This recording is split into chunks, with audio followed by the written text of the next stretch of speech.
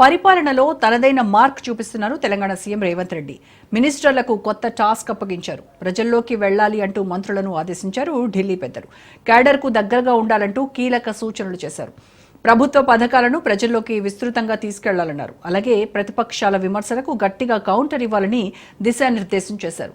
రెగ్యులర్గా జిల్లాల్లో పర్యటించాలన్నారు సీఎం రేవంత్. పార్టీకి ప్రభుత్వానికి అనుసంధానంగా నిలవాలని మంత్రులను కోరారు. ఇటీవల బీఆర్ఎస్ నుంచి కాంగ్రెస్లో చేరిన ఎమ్మెల్యేలకు ముఖ్యమంత్రి అడ్వైజ్ ఇచ్చినట్టు సమాచారం. కొత్త పాత క్యాడర్ను నాయకులు ఏకం చేయాలన్నారు. కష్టకాలంలో కాంగ్రెస్ జెండా పట్టుకుని పార్టీ కోసం అహర్నిశలు శ్రమించిన వాళ్ళకే పదవులని ఆయన స్పష్టం చేశారు. స్థానిక సంస్థల ఎన్నికల్లో సీనియర్లకే ప్రాధాన్యత ఇవ్వాలన్నారు. అలాగే సంక్షేమ పథకాలు, అభివృద్ధి కార్యక్రమాలే తమకు శ్రీరామ రక్ష అన్నారు సీఎం రేవంత్. మొత్తానికి మినిస్టర్లకు ఫ్రీ హ్యాండ్ ఇస్తూనే మానిటరింగ్ తప్పదు అంటూ వార్నింగ్ ఇచ్చారు. మరింత సమాచారం మా ప్రతినిధి రాజిరెడ్డి లైవ్లో అందిస్తారు. రాజిరెడ్డి, మొత్తానికి కాంగ్రెస్ తన మార్కు పాలనను చూపించాలనేటువంటి ప్రయత్నం గట్టిగానే చేస్తోంది. ఎందుకంటే మినిస్టర్స్ ఇప్పటివరకు తాము జిల్లాలకు లేకపోతే వాళ్ళ మంత్రిత్వ శాఖలకు మాత్రమే పరిమితమైనటువంటి మంత్రుల్ని ఇక జనాల్లోకి వెళ్ళాలి, ప్రభుత్వం చేస్తున్నటువంటి పనులు వాళ్ళకి తెలియచేయాలి అండ్ వాళ్లతో మమేకమై వాళ్ళ ప్రజల్లోనే ఎక్కువగా ఉండాలి అని చెప్తూ ప్రజలకు అలాగే ప్రభుత్వానికి మధ్య వారధులుగా ఉండాలి అని చెప్పేసి దిశానిర్దేశం చేస్తున్నారు. అంటే ఏంటి ఈ కొత్త స్ట్రాటజీ?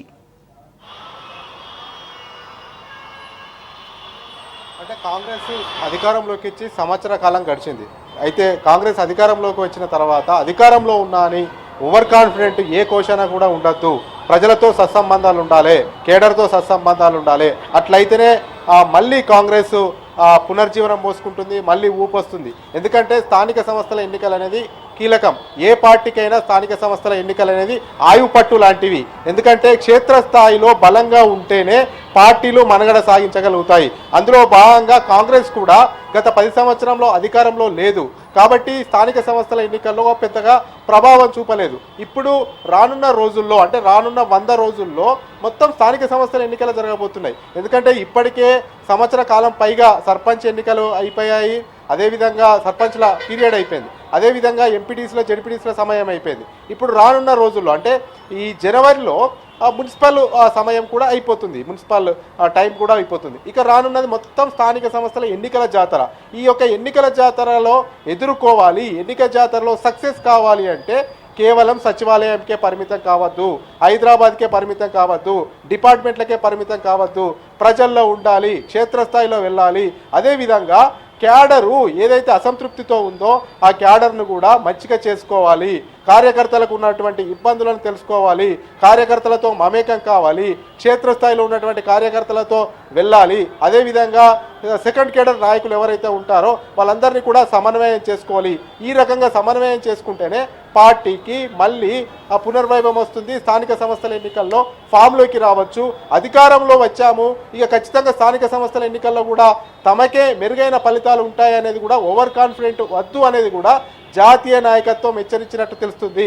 ఎందుకంటే స్థానిక సంస్థల ఎన్నికల్లోనే విజయం సాధిస్తే పార్టీ బలోపేతం అవుతుంది. రానున్న రోజుల్లో ఇంకా దీర్ఘకాలికంగా పాలన కొనసాగించేందుకు అవకాశం ఉంటుంది. క్షేత్రస్థాయిలో ప్రజాప్రతినిధులు ఉంటేనే అటు బీఆర్ఎస్ని కానీ ఇటు బీజేపీని కానీ గ్రౌండ్ లెవెల్ నుండి అటాక్ చేసుకుంటూ రావచ్చు. దానికి బలగం కావాలి. ఆ బలగము ఆ సైనికులంతా కూడా స్థానిక సంస్థల ఎన్నికల్లో గెలిచే జెడ్పీటీసీలు కానీ ఎంపీటీసీలు కానీ ఎంపీపీలు కానీ సర్పంచ్లు కానీ మున్సిపల్ కౌన్సిలర్లు కానీ వీళ్ళంతా కూడా కాంగ్రెస్ పార్టీకి ఆయుపట్టు. కాబట్టి ఇదంతా నిర్లక్ష్యం వద్దు, ఇక ప్రజల్లోకి వెళ్ళాలి.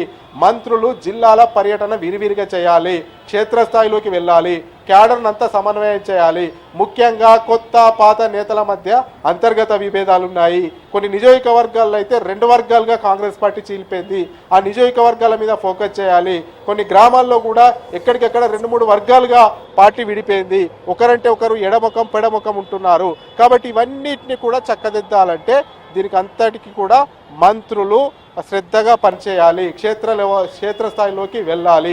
అటు ప్రభుత్వానికి ఇటు పార్టీకి మధ్య వారధిగా ఉండాలి. అటు మండల ప్రెసిడెంట్లను కానీ జిల్లా ప్రెసిడెంట్లను కానీ అందరినీ కూడా కోఆర్డినేషన్ చేసుకోవాలి. ఇక జిల్లా బాట మంత్రులు పట్టాలి, జిల్లాలోనే ముఖం వేయాలి, జిల్లాలోనే విస్తృతంగా పర్యటించాలి.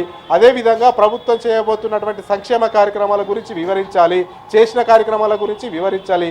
ఈ రకంగా ప్రతి ఒక్క కార్యకర్తకు కాంగ్రెస్ పార్టీ ఏం చేయబోతుందో అందరికీ తెలవాలి. అదేవిధంగా ప్రజల్లో కూడా ఇంజెస్ట్ చేయాలి. కాంగ్రెస్ సంవత్సర కాలం అధికారంలోకి వచ్చి సంవత్సర కాలం అయింది. ఆర్థిక సంక్షోభం ఉండే, ఆర్థిక సంక్షోభంతో కొట్టుమిట్టాడుతుంది. కేసీఆర్ ప్రభుత్వం 10 సంవత్సరాల్లో పెద్ద గుండుసున్న తెలంగాణ రాష్ట్రంలో ఆర్థిక సంక్షోభాన్ని మూటగట్టిపోయాడు. వాటిని అధిగమించి మేము ఈ రకమైనటువంటి అభివృద్ధి కార్యక్రమాలు చేస్తున్నాం కష్టకాలంలో అని కూడా ప్రజల్లో ఇంజెస్ట్ అవుతేనే స్థానిక సంస్థల ఎన్నికల్లో కాంగ్రెస్ పార్టీ కలిగిస్తుంది. తద్వారా మెజార్టీ జడ్పీ చైర్మన్లను గెలుచుకోవచ్చు, ఎంపీపీలను గెలుచుకోవచ్చు, మున్సిపల్ చైర్మన్లను గెలుచుకోవచ్చు, స్థానికంగా పట్టు సాధించవచ్చు, బలంగా ఉండొచ్చు. మళ్ళీ రానున్న రోజుల్లో కూడా ఏ ఎన్నికలు వచ్చినా కానీ కొట్లాడచ్చు. పార్టీకి గ్రౌండ్ క్షేత్రమే మూలం కాబట్టి, ఆయుపాటు కాబట్టి ఇక గ్రౌండ్లోనే మంత్రులు ఉలితే ఇదంతా సాధ్యమవుతుంది. ఆషామాషిగా స్థానిక సంస్థల ఎన్నికలను తీసుకోవద్దు, సీరియస్గానే ఎన్నికలను తీసుకోవాలనేది కూడా జాతీయ నాయకత్వం ఏఐసిసి పెద్దలు మంత్రులకు దిశానిర్దేశం చేసినట్లు తెలుస్తుంది. అందులో భాగంగానే ఇక నుండి రానున్న రోజుల్లో అంటే జనవరి 26వ తేదీన కొత్త పథకాలను ప్రవేశపెట్టబోతున్నారు. ఆ పథకాల తర్వాత పెద్ద సంఖ్యలో అంతా ఎక్కడికక్కడ సంక్షేమ పథకాల ప్రచారంపైనే దృష్టి సారించబోతున్నారు. కూడా విస్తృతంగా జిల్లా పర్యటన చేయబోతున్నారు. ఇదంతా కూడా ఒక స్ట్రాటజీ. స్థానిక సంస్థల ఎన్నికల్లో బలోపేతం కావాలి, గ్రౌండ్ లో పార్టీ బలోపేతం కావాలనేది కూడా ఒక స్ట్రాటజీ. రోజా చెప్పండి. రోజా రాజిరెడ్డి, అయితే కాంగ్రెస్ ప్రభుత్వం వేస్తున్నటువంటి స్ట్రాటజీ వాళ్ళ ప్రకారంగా చూస్తే వర్కౌట్ అవుతుంది. కానీ గ్రౌండ్ లెవెల్లో రియాలిటీగా చూస్తే మాత్రం ఇప్పుడు మినిస్టర్స్ని ఎవరెవరినైతే వెళ్ళి మానిటర్ చేయమన్నారో, ఎవరెవరినైతే ప్రజల్లోకి వెళ్ళి వాళ్ళ కష్టసుఖాలు తెలుసుకోమన్నారో వాళ్ళకి ఇది నిజంగా కత్తి మీద సాము. ఇది టాస్క్ అనేకన్నా కూడా ఇది వాళ్ళకి చాలా రిస్క్ అనే చెప్పాలి. ఎందుకంటే 6 గ్యారంటీలో ఏ ఒక్క హామీని కూడా సక్రమంగా నెరవేర్చలేదు అని ఇటువైపు ప్రతిపక్షాలు కావచ్చు, కొంత ప్రజల నుంచి కూడా వస్తున్నటువంటి అసంతృప్తి. సో మరి ఈ నేపథ్యంలో వీళ్ళు ఏ రకంగా ప్రజల్లోకి వెళ్ళి ప్రజల్ని ఎదుర్కోబోతున్నారు? అంటే ఒకవైపు ఎదురుదాడి అనేదాన్ని ఎదుర్కోబోతుంది కాంగ్రెస్. ఎదురుదాడి చేస్తేనే సక్సెస్ కాగలుగుతాం అనేది కాంగ్రెస్ పార్టీ నమ్ముతుంది. ఎందుకంటే 10 సంవత్సరాలు బీఆర్ఎస్ఏ అధికారంలో ఉంది. బీఆర్ఎస్ కూడా గతంలో చాలా హామీలు ఇచ్చింది, ఇచ్చిన హామీలను నెరవేర్చలేదు.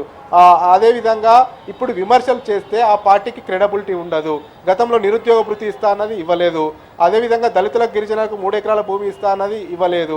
ఇలా చాలా హామీలు ఇచ్చారు, కానీ ఏ ఒక్క హామీని కూడా నెరవేర్చలేదు.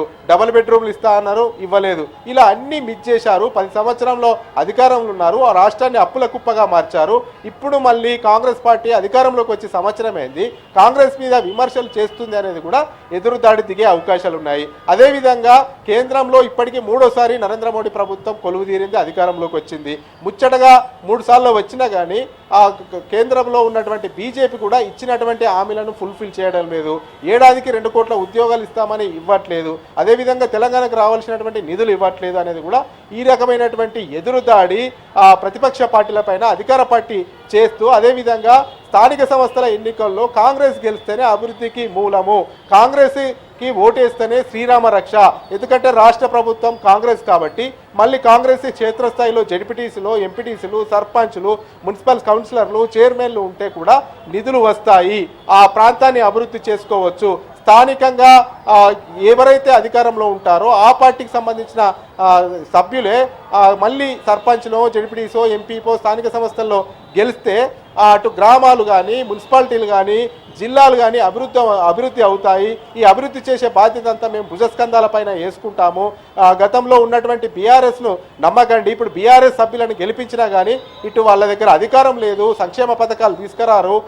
అదేవిధంగా ప్రభుత్వంలో ఉన్నటువంటి పెద్దలతో సఖ్యతగా ఉండరు, మంత్రులతో సఖ్యతగా ఉండరు, ఎమ్మెల్యేలతో సఖ్యత ఉండరు. దీనివల్ల మీరు ఓటు వేసినా వృధా అవుతుంది. అటు బీఆర్ఎస్ కానీ, బీజేపీకి కానీ కాంగ్రెస్కి ఓటు వేస్తేనే శ్రీరామ రక్ష అవుతుంది అనేది కూడా పెద్ద ఎత్తున ప్రజల్లోకి తీసుకెళ్లడం ఒక వంతు అయితే, మరో తంతు ఏంటంటే ఇప్పటికే అప్పుల కుప్పగా రాష్ట్రం మారిపోయింది, లోటు బడ్జెట్తో ఉన్నది.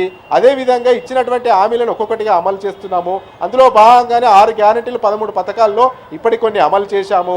స్థానిక సంస్థల ఎన్నికలైన తర్వాత ఇంకా అమలు చేస్తాము. ఇచ్చిన హామీలను 13 ఖచ్చితంగా ఫుల్ఫిల్ చేస్తామనేది కూడా ప్రజల్లో ఒక నమ్మకాన్ని కలిగిస్తూ, ఇప్పుడు ఏ అయితే హామీలు ఇచ్చామో, ఏమైతే సంక్షేమ పథకాలు అమలు చేశామో, ఇంకేమి అయితే సంక్షేమ పథకాలు అమలు చేయబోతున్నామో అవన్నిటిని కూడా ప్రజల్లో ఇంజెస్ట్ చేసి రాష్ట్రంలో అధికారంలో కాంగ్రెస్ ఉంది, క్షేత్రస్థాయిలో కూడా కాంగ్రెస్ సభ్యులు గెలిస్తేనే ఇటు శ్రీరామ రక్ష అంటూ పెద్ద ఎత్తున ప్రజల్లోకి తీసుకెళ్లి తమ ఓటు బ్యాంకుగా మలుచుకోవాలనేది కూడా కాంగ్రెస్ సంబంధించినటువంటి మా ఎమ్మెల్యేలు కానీ మంత్రులు కానీ ఈ రకమైనటువంటి స్కెచ్ వేస్తున్నారు. అందులో భాగంగానే మంత్రులు ఇక నుంచి రెగ్యులర్గా జిల్లా బాట పట్టాలని చూస్తున్నారు. Roja. Right, thank you Rajireddy.